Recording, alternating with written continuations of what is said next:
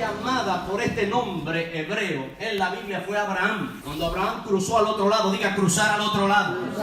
Génesis capítulo 11 y capítulo 12. A partir de ese momento se le llamó hebreo.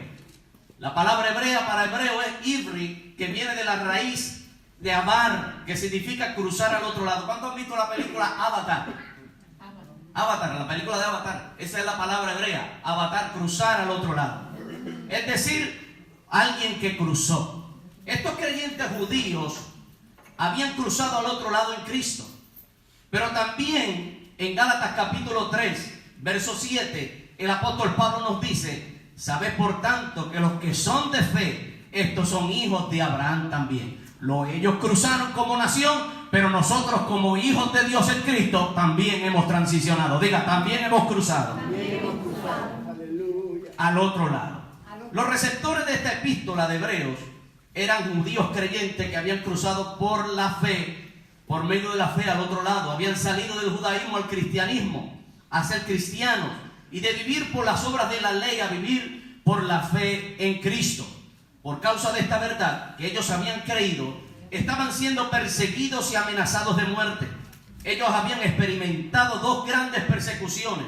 Una en el año 49 después de Cristo por el emperador romano Claudio, que expulsó a los judíos de la ciudad de Roma. Y en el año 64 aproximadamente después de Cristo, el emperador Nerón persiguió también a estos cristianos en los alrededores de Roma. Al leer la epístola entonces de los hebreos, se hace evidente que la audiencia original ya había enfrentado persecución en el pasado y algunos de ellos la sufrían en el presente, y la expectativa que el autor tenía es que más de ellos sufrirían tal vez de una manera más severa en el futuro. Capítulo 10 de Hebreos, verso 32 al 35, dice: pero traed a la memoria los días pasados, hablándole a ellos, en los cuales después de haber sido iluminados, después de haber sido salvos, después de haber cruzado al otro lado, dice: sostuvisteis gran combate de padecimiento. No perdáis pues vuestra fe, vuestra confianza, que tiene grande galardón. Wow, tremendo.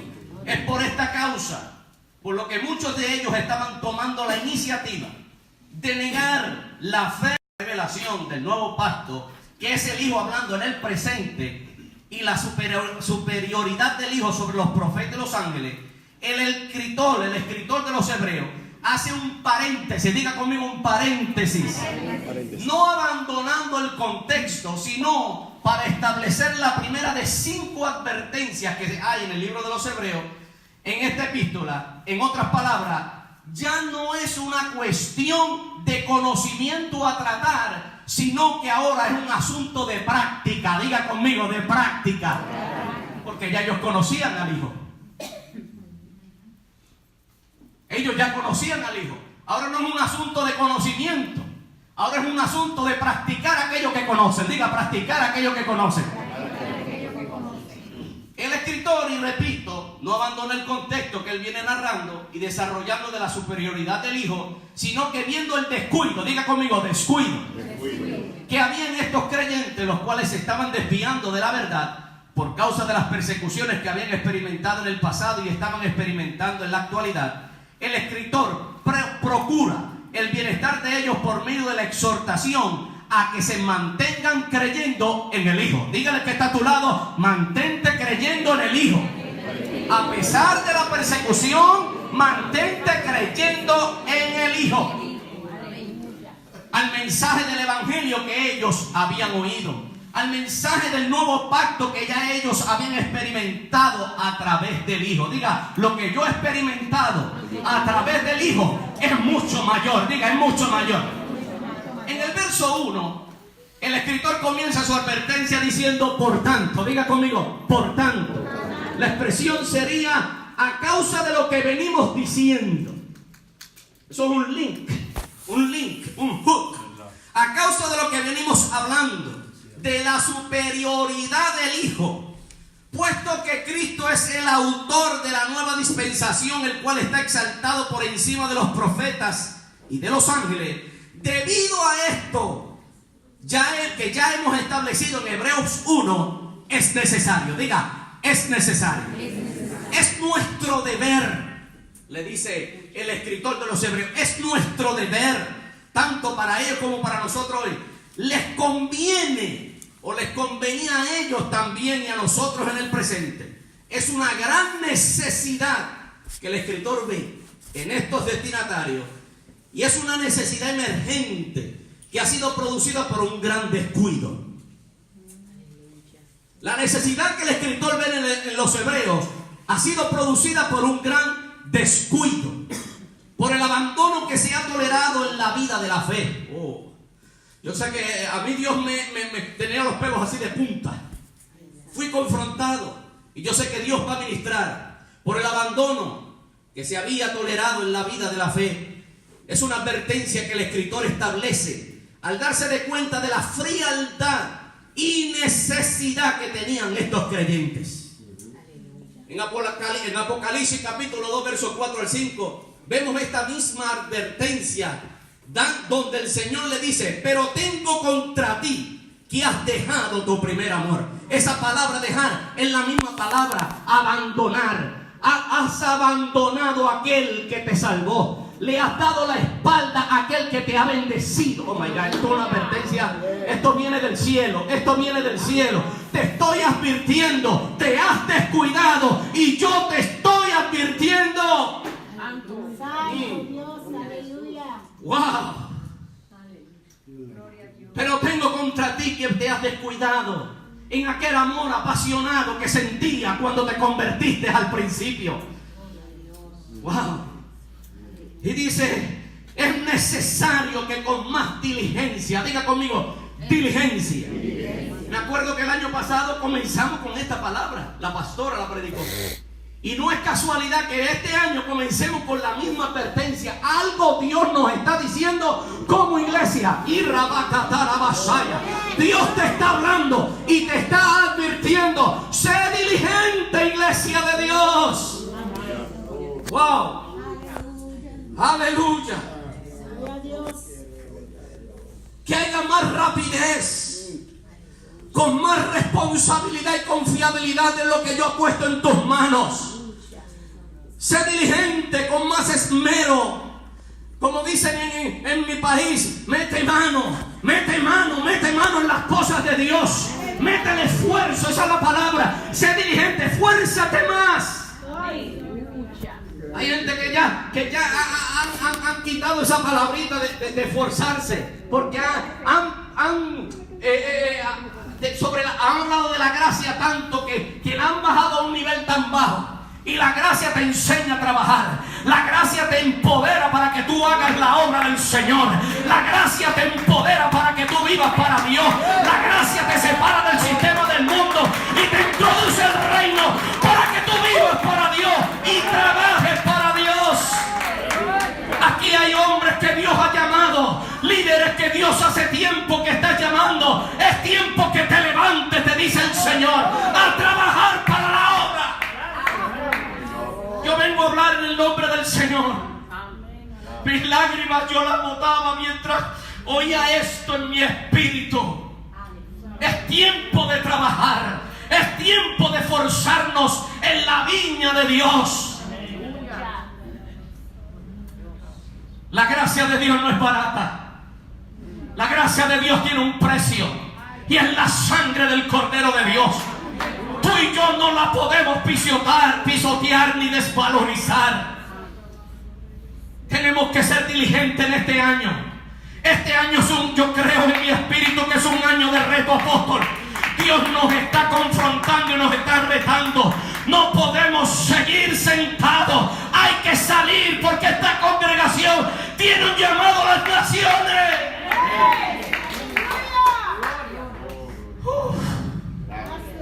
Aleluya. Esa palabra diligente tiene un poquito más esfuerzo en el griego, es más abundantemente. Más abundantemente, con más pasión. Dígale, con más pasión. Esta vez me voy a acercar a Dios con más pasión.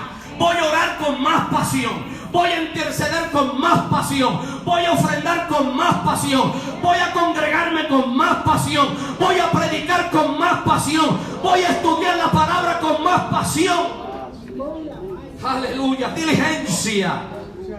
Por tanto, es necesario, diga, es necesario.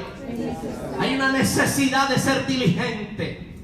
Hay una necesidad de esforzarse. Hay una necesidad de abundar más en lo que tenemos en Cristo. La diligencia es una de las evidencias de un creyente responsable. Que mucha irresponsabilidad hay en medio nuestro. Y nos incluimos en el grupo. Dios nos da una asignación y muchos de nosotros no la terminamos. Muchos de nosotros nos quejamos antes de que nos den la asignación. Oh my God. Yo traigo el consejo de Dios. Yo no vine a agradar a nadie. Con más diligencia, atendamos. Diga conmigo, atender. Diga conmigo, atender. Esto es un año que nosotros tenemos que prestar más atención a lo que hemos oído. Prestemos cuidado especial y completo a alguien, en este caso, lo que nosotros hemos oído. En el caso de ellos era lo que habían oído del Hijo. En el caso nuestro también, pero apliquemos esto ahora a la casa. Atención, diga atención. Esa palabra es escuchar cuidadosamente. Es poner mente, corazón y vida. Es entregarse a seguir a poner una atención completa. Poner los ojos sin quitarlos en ningún momento. Tener puestos los 5 sentidos en lo que estamos escuchando.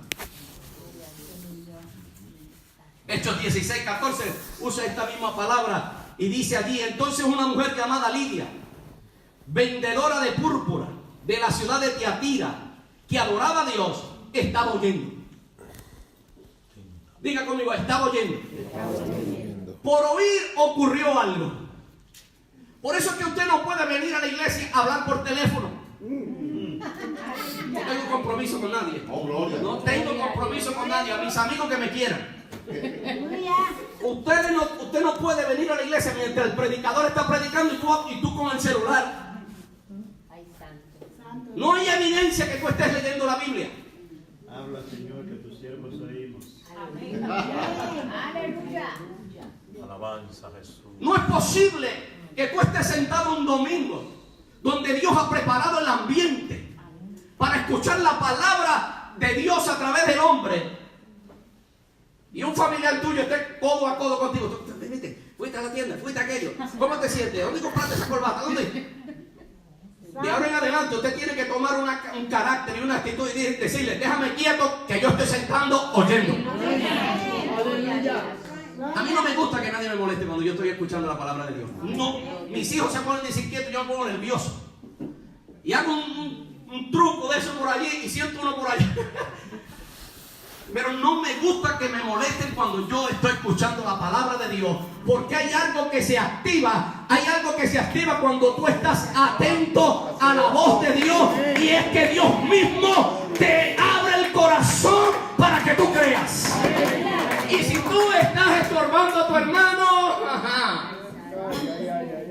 hablando lo que qué es lo que va a comer después de las 12 o cuando salga del culto, mira, perdónenme, pero esto es una advertencia. Amén.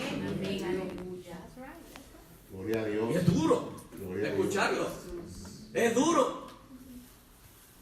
Pero de ahora en adelante tú proponte en tu corazón: déjame oír, porque Dios me va a producir fe en lo que yo estoy oyendo. Amén. Y yo no puedo perder este momento.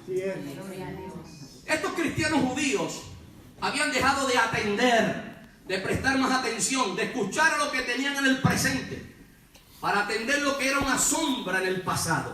Estaban dejando de prestarle más atención a la revelación del nuevo pacto, que es Cristo, y queriendo volver a las prácticas del viejo pacto. Es lamentable decirlo, pero es una realidad que estamos ocurriendo y que estamos viviendo hoy, la estamos viendo. Y es que muchos en estos días están volviendo a las prácticas y ceremonias judías y queriendo ser judíos. Compran talí, compran manto, se visten de azul, se dejan crecer la barba. ¿Qué apellido tú eres? Baez. Se aprenden 3 palabras hebreas decirle, después se cantan y se cambian el nombre y se declaran judíos, judaizantes, se transforman.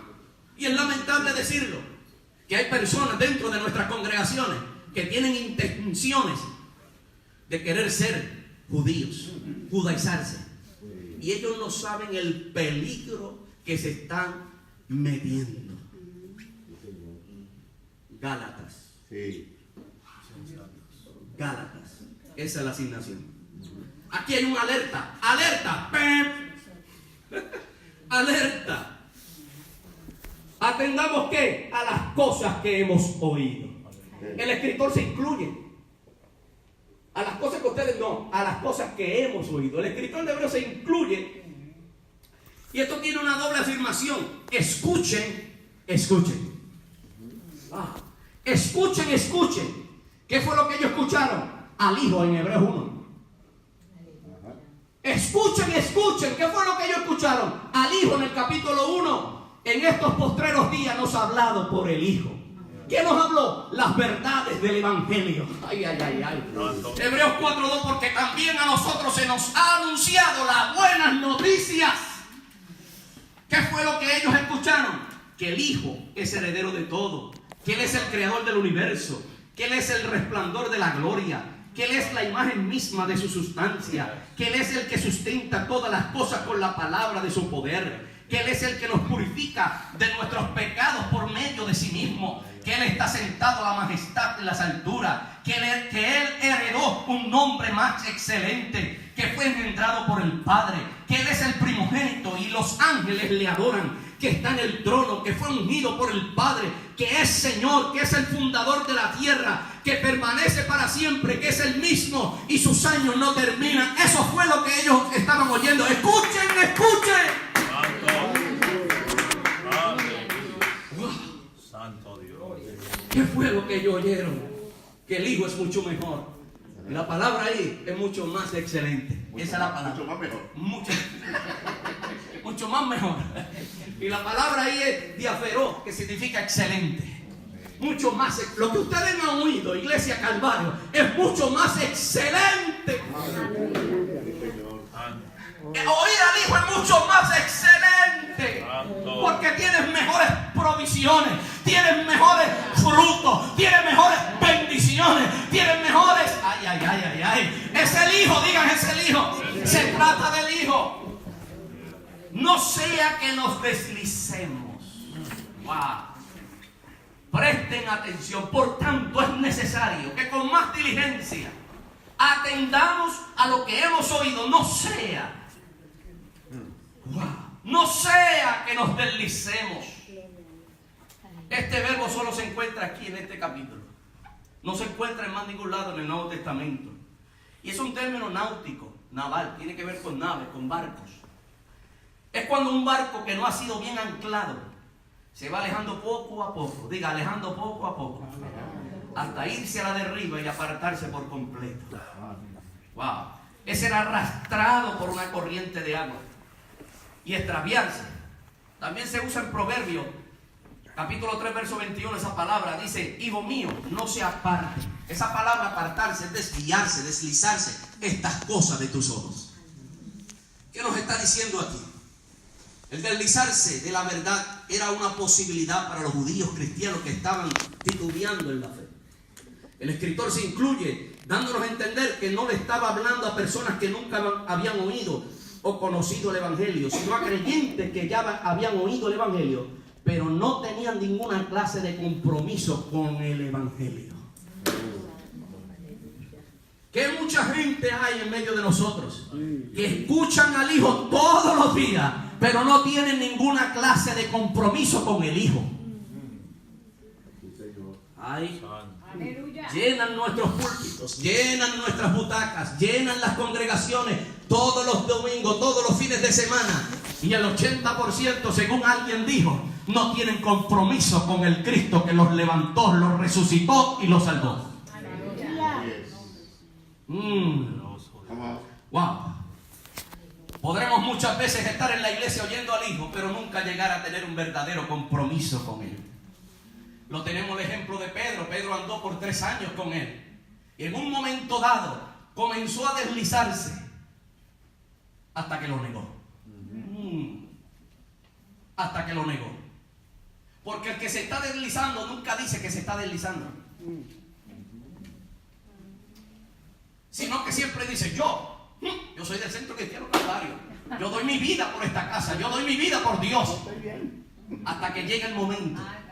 Porque el desliz no es algo instantáneo, es algo gradualmente. Como el barco se va alejando del puerto, suave, suave, hasta que la corriente se lo lleva. Por eso no todo el que me dice Señor, Señor entrará en el reino de los cielos, sino el que hace la voluntad de mi Padre que está en los cielos. No importa los milagros que tú hagas, no importa las oraciones que tú hagas, no importa el predicador que seamos, si comenzamos a descuidarnos, nos vamos alejando de la verdad y nos vamos a la derriba. Aquí estamos viendo un cuadro entonces, y el cuadro que vemos aquí no es de personas ignorantes, sino de creyentes descuidados. No estamos hablando de personas ignorantes, estamos hablando de creyentes que están descuidados. El desliz es algo gradual, así como un barco se va alejando gradualmente hasta que se es llevado por la corriente a la derriba. El desliz del creyente nunca es hacia la santidad. Usted nunca va a ver a un creyente que tú le digas: te estás deslizando, sí, hacia la santidad. Nunca va a ver a un creyente diciendo: sí, me estoy deslizando, maricón. ¿Hacia dónde? Hacia la santidad. No, al contrario, nadie dice cuando se está deslizando que es hacia la santidad. Nadie se desliza hacia la oración. Nadie se desliza hacia las escrituras. Nadie se desliza hacia la fe. Nadie se desliza hacia el amor. Nadie se desliza hacia el congregarse más. Nos deslizamos hacia los acomodos y nos deslizamos hacia la desobediencia y la llamamos libertad. Siempre nos deslizamos hacia la tolerancia. Ya nada es malo y nada es bueno. Toleramos lo que es malo ante los ojos de Dios, y lo bueno nos es vergonzoso. Leer la Biblia en público es malo, pero decirle 4 malas palabras en público a alguien ya no es malo, sino que esa persona necesitaba que tú se lo dijeras. Orar en público es vergonzoso, pero decir malas palabras en Facebook no es vergonzoso. Aquello que nosotros valorizábamos tanto y predicábamos de eso, hoy en día nos da vergüenza de predicarlo. Nos da temor de decirle a la gente estas advertencias: tú estás en peligro, y si tú sigues en esa derriba te vas a perder. Necesitamos el carácter de Dios, especialmente en nosotros los líderes, porque hay gente que se está deslizando dentro de nuestra congregación, y nosotros, por el temor que no se vayan, los dejamos y se fue, se desaparecieron la gente. Hay que inquietar a la gente, hay que llamarle la atención a nuestros hijos, especialmente los padres, especialmente cuando usted ve a su hijo deslizándose. Eso no es así. Papi, ¿por qué tú eres tan duro? Es que te tengo que corregir, te tengo que disciplinar, te tengo que apartar. El desliz es algo que viene no de sorpresa, es algo que viene gradualmente. Y las personas que un día estaban encendidas por el Espíritu Santo, hoy se alejan de todo esto, abandonando el puerto seguro cuyo ancla es Cristo. Estos judíos cristianos se estaban alejando y descuidando de la salvación, de lo que habían oído en el pasado, del Evangelio de Jesucristo. Esto también es una advertencia para nosotros hoy. Hoy es una luz de alerta para que nos volvamos al autor, al supremo, al Hijo. No vaya a ser que estemos tan ocupados en el ministerio, pero a la vez estemos deslizándonos del que nos puso en el ministerio. No vaya a ser que estemos tan ocupados en los quehaceres de la vida, pero a la vez nos estemos deslizándonos de la verdadera vida. No vaya a ser que estemos tan ocupados en ministrarle a otros y reguemos el viñedo de otros, pero a la vez descuidando el nuestro. El apóstol Pablo le escribe y le dice a los corintios, 2 Corintios 13:5: examinaos a vosotros mismos si estáis en la fe, probaos a vosotros mismos. Primera de Corintios 9:27, sino que golpeo mi cuerpo y lo pongo en servidumbre, no sea que habiendo sido yo heraldo para otro, yo mismo venga a ser eliminados. El que se desliza mantiene la apariencia, pero es engañosa. Aparentemente aparenta algo. El tiempo y los años lo han llevado río abajo y alejado de la verdad, convirtiéndolo en un creyente apático, frío, indiferente, que todo lo refuta. La verdad que predicaba y creía ahora las razona y evade todo compromiso con la misma. Esto nos enseña que se repite el mismo desliz que tuvieron las iglesias de Asia en Apocalipsis, donde la iglesia de Éfeso se alejó de su primer amor, Apocalipsis 2.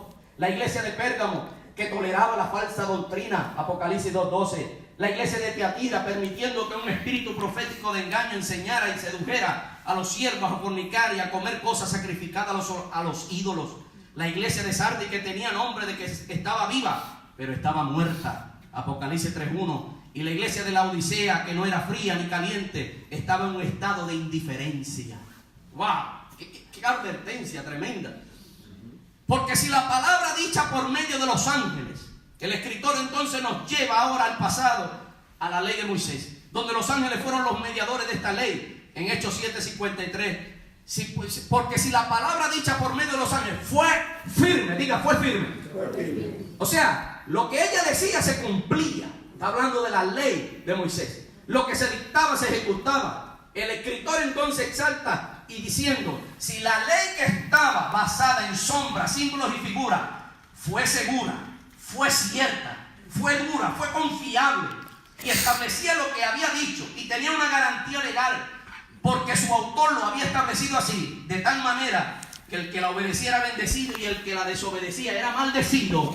Y toda transgresión, aquí la palabra es parabasis, apartarse, y todo el que se apartaba, lo abandonaba y desobedecía para coger, se descuidaba, y todo el que la descuidaba y no le prestaba oído para obedecer, recibió el pago. ¡Wow!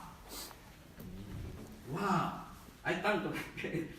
Si esa ley que estaba bajo sombra, bajo figuras, bajo símbolos, era recta, era fiel a lo que decía, si haces esto, por ahí vas a vivir. Si no lo haces, morirás. Era fiel, era firme. Lo que decía, eso iba. Así era.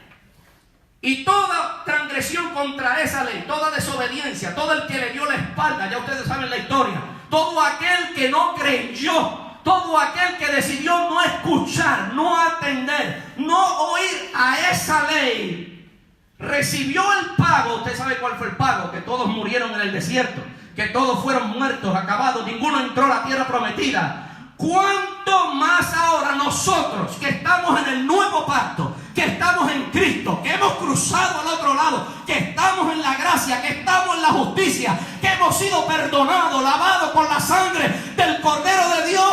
¿Cómo escaparemos de esta salvación tan grande? ¡Ay, mi madre! ¡Aleluya! ¡Ay, santo! Si esa gente del antiguo pacto, y tú me dirías, ¿ese es el antiguo pacto? Sí, el antiguo pacto. No estoy diciendo otra cosa. Que estaba basado en sombras, figuras y símbolos. Era firme, era fiel, porque el que la dijo fue Dios.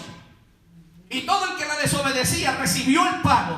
¿Cuánto más ahora que nosotros estamos en el nuevo pacto? Porque ahora no se trata de la sangre de un cabro ni de la sangre de una vaca. Se trata de la sangre santa del Cordero de Dios, que quita el pecado del mundo. ¿Cuánto más ahora? Y el escritor de los Hebreos dice, ¿cómo escaparemos nosotros? Diga, ¿cómo vamos a escapar? No hay salida. No hay salida, maricón. Si en el viejo pacto no escaparon, menos ahora nosotros. Porque tenemos evidencia real, tenemos la verdad manifestada. ¿Cómo escaparemos nosotros? ¿Cómo escaparemos? Estos creyentes judíos que estaban dando la espalda al evangelio de la gracia y estaban a punto de caer en una apostasía, de abandonar la fe, conocían la historia de sus padres. Ellos sabían que Israel, aunque vio las maravillas de Dios en Egipto y en el desierto, y participaron de los beneficios de la gracia, comiendo el pan diariamente, comiendo carne, bebiendo el agua de la roca, murieron todos en el desierto. y recibieron el pago de su desobediencia al no poder entrar en la tierra prometida, el reposo de Dios. Tú sabes que hay gente en nuestras congregaciones que disfrutan de todo lo de Dios, han disfrutado de todo lo de la gracia de Dios, han sido sanos, han sido bendecidos, han sido levantados, han sido justificados, han sido perdonados, pero nunca han nacido de nuevo. No están en el reposo, no han entrado en el reposo. Ellos sabían y conocían esto. Ellos sabían las consecuencias que traía el quebrantar el viejo pacto. Por esto el escritor les advierte de manera severa diciéndole, en forma de pregunta en el verso 3, ¿cómo escaparemos nosotros si descuidamos?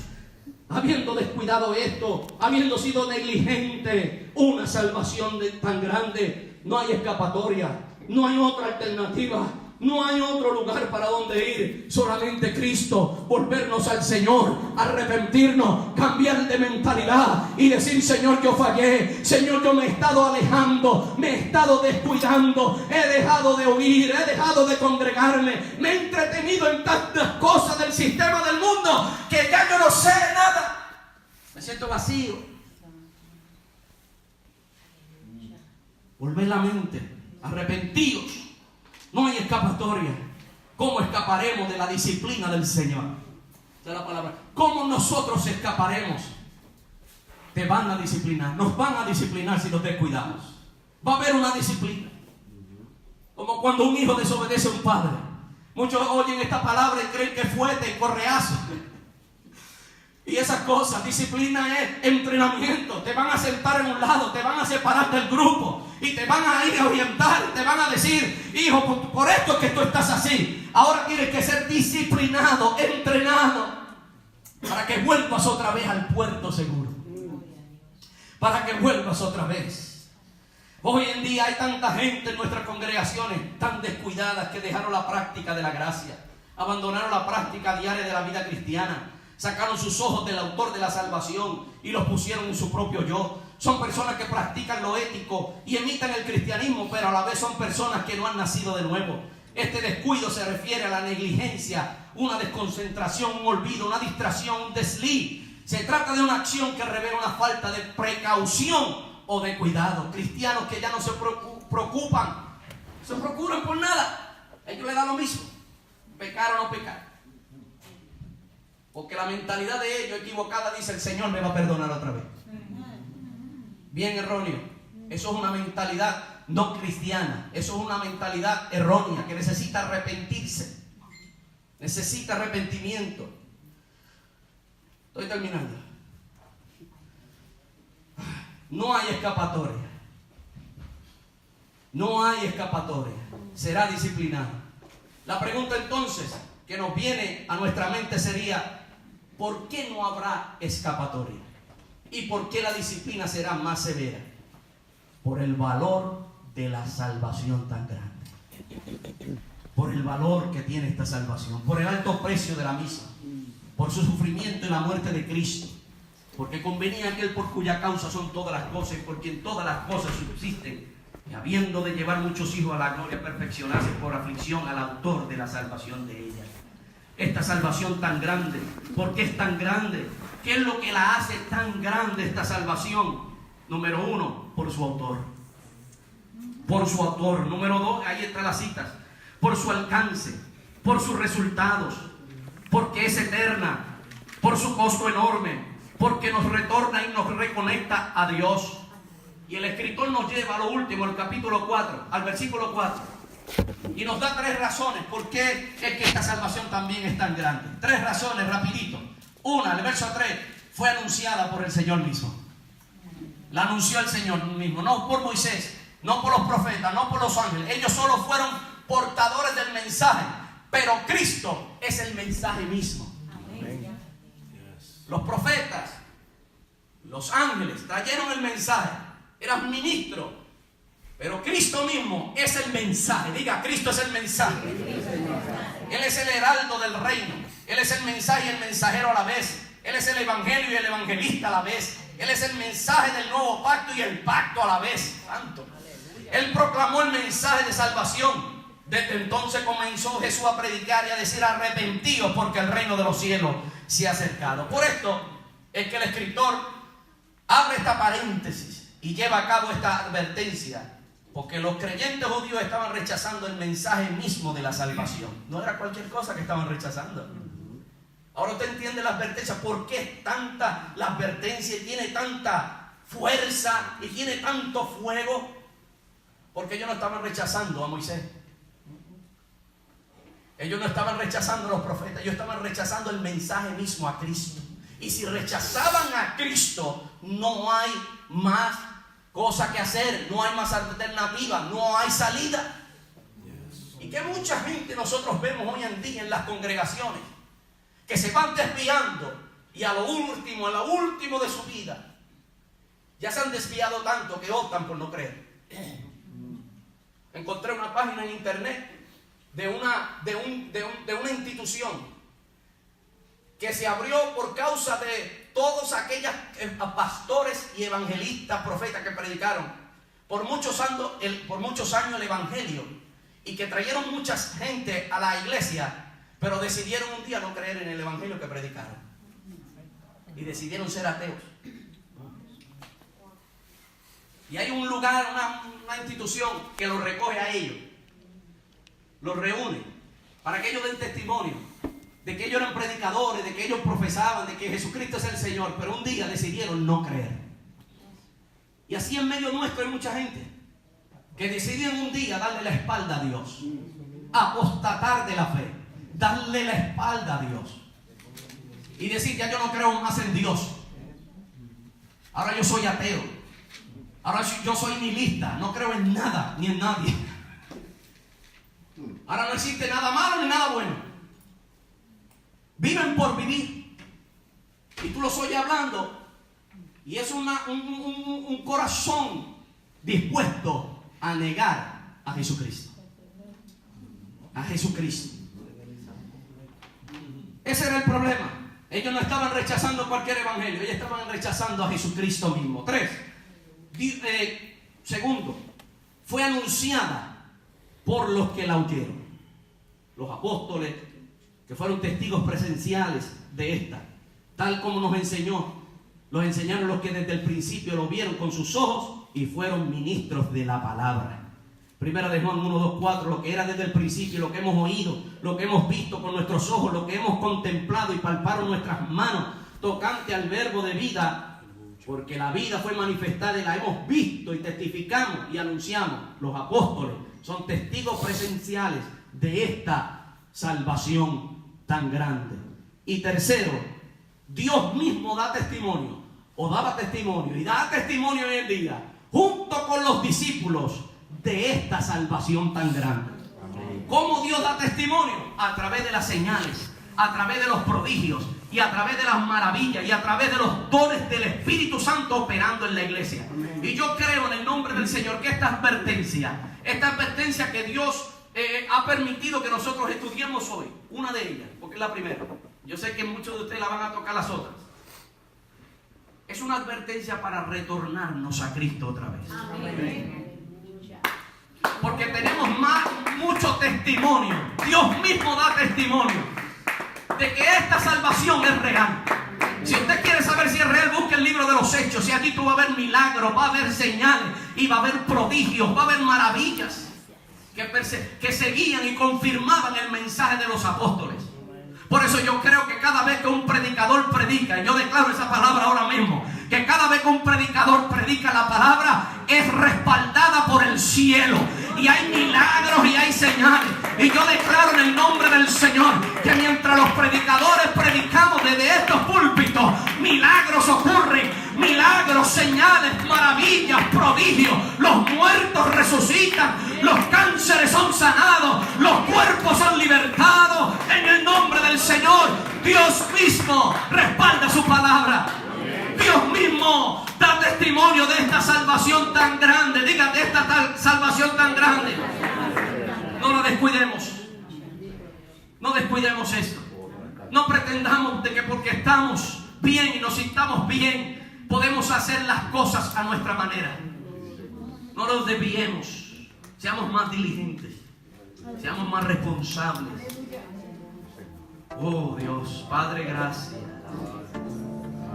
Gracias por esta palabra. Oh.